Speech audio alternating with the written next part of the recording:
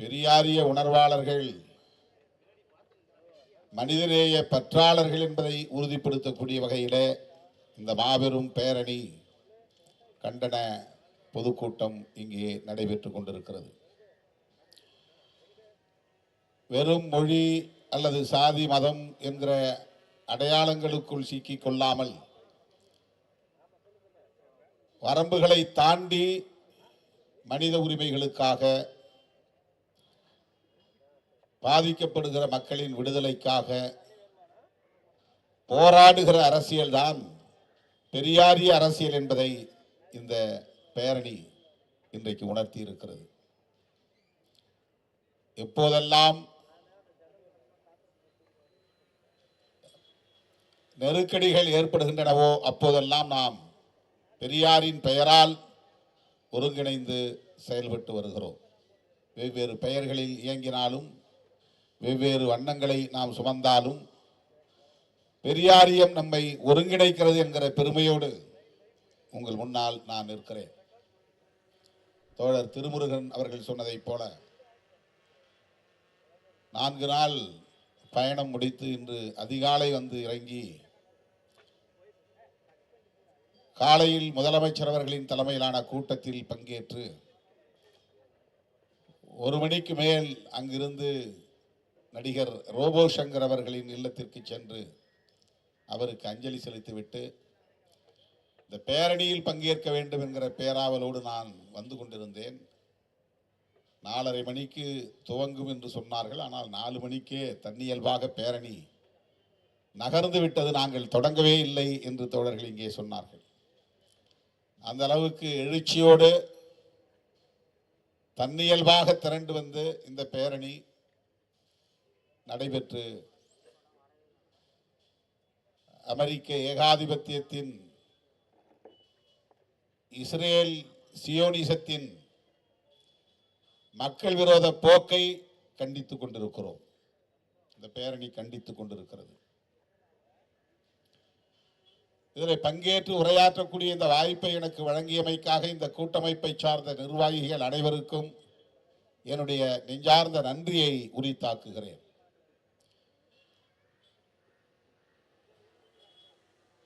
பாலஸ்தீனம்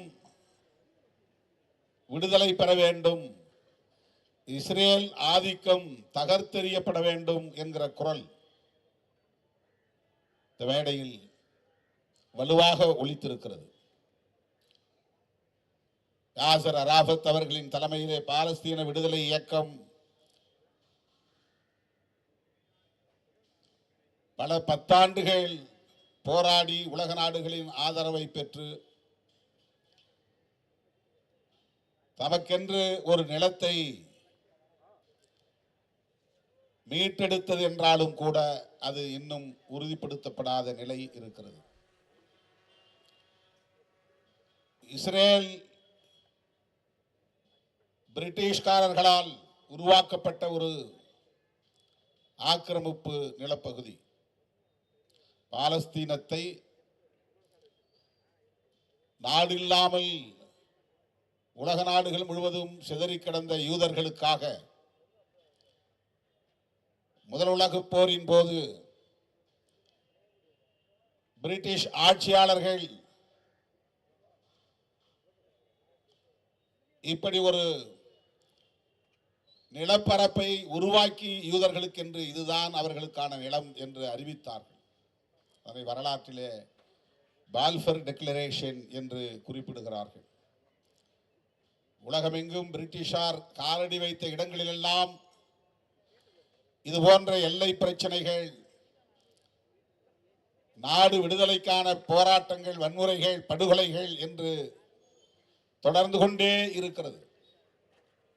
இன்றைக்கு இந்தியாவுக்கும் பாகிஸ்தானுக்கும் இடையிலே நடக்கிற யுத்தமாக இருந்தாலும் சரி, இலங்கை தீவிலே சிங்களவர்களுக்கும் தமிழர்களுக்கும் இடையிலே நடக்கிற பிரச்சனைகளாக இருந்தாலும் சரி,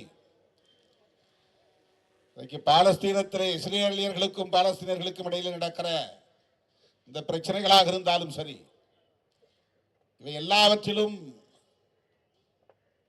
யுனைடெட் கிங்டம் என்கிற ஆங்கிலேய ஏகாதிபத்தியத்தின் அரசியல் இருக்கிறது. அவர்களால் திட்டமிட்டு திணிக்கப்பட்ட ஒரு நிலப்பரப்பு தான், புதிய நிலப்பரப்பு தான், புதிய தேசம்தான் இஸ்ரேல் என்பது. பாலஸ்தீனம் இஸ்ரேலியர்களால் ஆக்கிரமிக்கப்பட்டிருக்கிறது, சியோனிசவாதிகளால் ஆக்கிரமிக்கப்பட்டிருக்கிறது என்பதுதான் வரலாற்று உண்மை. காசா ஸ்ட்ரிப் என்றார்கள் இங்கே பேசுகிற போது. அது ஒரு நகரம். ஆனால் அந்த நிலப்பரப்பு ஒரு கீற்று போல, ஒரு வெள்ளரிக்காய் பிஞ்சை வெட்டினால் எப்படி இருக்குமோ அதுபோல ஒரு சிறிய பகுதி, 10 கிலோமீட்டர் அகலம், 40-45 கிலோமீட்டர் நீளம். சென்னையிலிருந்து மாமல்லபுரம் வரையில் என்று ஒரு உதாரணத்திற்கு நாம் புரிந்து கொள்வோம். 40-50 கிலோமீட்டர் நீளம் கடற்கரை ஓரம், ஒரு 10 கிலோமீட்டர் அகலம், அவ்வளவுதான் மொத்த நிலப்பரப்பு. காசா ஸ்ட்ரிப் என்பது, ஸ்ட்ரிப் என்பது ஒரு கீற்று என்று பொருள். காசா என்பது ஒரு நகரத்தின் பெயர். அவ்வளவுதான். ஏறத்தாழ 20-25 லட்சம் மக்கள் வசிக்கக்கூடிய பகுதி. உலகத்திலேயே மிக அதிகமான அடர்த்தியோடு கூடிய ஒரு நகரம் காசா என்கிற நகரம். ஒரு புறம் மத்திய தரை கடல், எப்படி இந்த வங்கக்கடல் இருக்கிறதோ அது போல ஈசிஆர், OMR ரெண்டையும் சேர்த்து ஒரு அகலம் ஒரு 10 கிலோமீட்டர் வைத்துக் கொண்டால் கூட ஈசிஆரை ஒட்டி இருக்கிற கடல் வங்கக்கடலை மத்திய தரை கடல் என்று வைத்துக் கொள்ளலாம். மாமல்லபுரத்திற்கு அந்த புறம் இப்போது தெற்கு. ஆனால் வரைபடத்திலே காசா ஸ்ட்ரிப்புக்கு வடக்கே, கிழக்கே, தெற்கே என்று பார்த்தால் தெற்கே எகிப்து இருக்கிறது, வடக்கேயும் கிழக்கேயும் இஸ்ரேல் இருக்கிறது. ஒரு சின்ன நிலப்பரப்பு. இந்த காசா ஸ்ட்ரிப்பும் வெஸ்ட் பேங்க் என்கிற மேற்கு கரையும் சேர்ந்ததுதான் இந்த இரண்டு வேறுபட்ட நிலப்பரப்பை தான் இப்போதைக்கு பாலஸ்தீனம் என்று சொல்லுகிறார்கள். அந்த மேற்கு கரை என்பது ஜோர்டானுக்கு ஒட்டி ஓடுகிற நதியின் மேற்கு கரை. அதுவும் இன்றைக்கு இஸ்ரேலருடைய கண்ட்ரோல்ல தான் இருக்கு. அதனுடைய ஒரு பகுதியில் மையத்தில் தான் ஜெருசலேம் இருக்கு. ஜெருசலேத்தில் மேற்கு ஜெருசலேம், கிழக்கு ஜெருசலேம் ரெண்டா பிரிச்சு, மேற்கு ஜெருசலேம் இஸ்ரேல் கண்ட்ரோல்ல முழுமையா இருக்கு. கிழக்கு ஜெருசலேத்தை பாலஸ்தீனத்தினுடைய தலைநகர் அவங்க கிளைம் பண்றாங்க, மொத்தத்தையும் கிளைம் பண்றாங்க. இப்போது அவங்களுடைய கோரிக்கை எதுவாக இருக்கிறது? ஒரு சின்ன நிலப்பரப்பு. வரைபடத்தை பார்க்கிற போது இஸ்ரேலியர்களுடைய நிலப்பரப்பு மிகப்பெரிய பரப்பாக இருக்கிறது. 3 புறமும் இஸ்ரேல் தான் இருக்கு. 2 புறம் தெற்கே எகிப்து, ஒரு புறம் முழுக்க மத்திய தரைக்கடல்.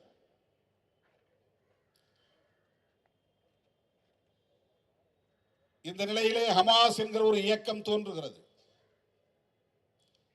எப்படி ஈழத்திலே LTT என்கிற ஒரு ஆயுதம் தாங்கிய விடுதலை இயக்கம் உருவானதோ அப்படி அங்கே ஒரு இயக்கம். LTT என்கிற இயக்கத்தை பயங்கரவாத இயக்கம் என்று அமெரிக்கா உள்ளிட்ட நாடுகள் எப்படி முத்திரை குத்தி மக்களிடமிருந்து அந்நியப்படுத்தி உலக நாடுகள் அவற்றை ஏற்றுக்கொள்ளாத ஒரு சூழலை உருவாக்கினார்களோ அதே போல்தான் ஹமாஸ் இயக்கத்தையும் அமெரிக்கா, இஸ்ரேல் உள்ளிட்ட நாடுகள் பயங்கரவாத இயக்கமாக பார்க்கிறார்கள். மக்களால் தேர்ந்தெடுக்கப்பட்ட ஒரு அமைப்பாக இருந்தாலும் கூட அது ஆயுதம் தாங்கிய ஒரு அமைப்பாக இயங்குகிற காரணத்தினால் அரசாங்கம்தான் ஆயுதம், இராணுவம், படை போன்றவற்றை வைத்திருக்கலாம். மற்றவர்கள் ஒரு குழுவாக ஆயுதம் தாங்கி இருந்தால் அதனை விடுதலை இயக்கம் என்று ஏற்றுக்கொள்ள முடியாது. இது பயங்கரவாத இயக்கம், மக்கள் விரோத இயக்கம் என்கிற பார்வை ஏகாதிபத்திய நாடுகளிடம் இருக்கிறது. ஆகவே ஹமாஸ் இயக்கத்தை அவர்கள் பயங்கரவாத இயக்கமாகத்தான் பார்க்கிறார்கள், அல் கொய்தா இயக்கத்தை பார்ப்பதை போல. LTTE இயக்கத்தை அப்படி பயங்கரவாத இயக்கமாகவே முத்திரை குத்தி அதை நிலைப்படுத்தி விட்டார்கள். இன்று வரையில் அதனை ஒரு டெரரிஸ்ட் மூவ்மெண்ட் என்கிற அடிப்படையிலே மட்டும்தான் அமெரிக்கா, இந்தியா உள்ளிட்ட அனைத்து நாடுகளும் பார்க்கின்றன. பிரச்சனை இதுதான்.